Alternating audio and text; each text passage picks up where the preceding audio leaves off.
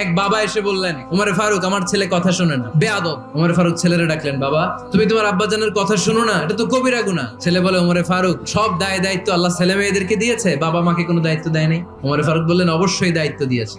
তাহলে বলেন আমার বাবার দায়িত্ব কি? উনি বললেন, প্রাইমারিলি প্রথমত 3 দায়িত্ব। পৃথিবীর প্রতিটি বাবার উচিত ছেলেদের মেয়েদের জন্য ভালো মায়ের ব্যবস্থা করা। 2 নম্বরে সুন্দর তার একটা নাম রেখে দেয়া। 3 নাম্বার তার আল্লাহর কিতাব শিক্ষা দেওয়া। এবার ছেলেকে আমার আব্বা 3টার একটাও করে নাই।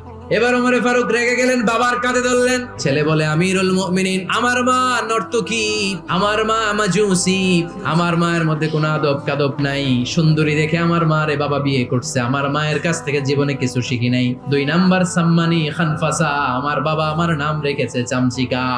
ওয়ালাম ইউআল্লিমনি হারফাম মিন কিতাবিল্লাহ, আমিরুল মুমিনিন শুধু তাই না, আল্লাহর কোরআনের একটা অক্ষর আমার বাবা কোনোদিন আমারে শিক্ষা দেয় না। ওমর ফারুক রেগে গেলেন, এবার বাপের কান্দে দইরা মারতে শুরু করলেন। তুই ফুলার নামে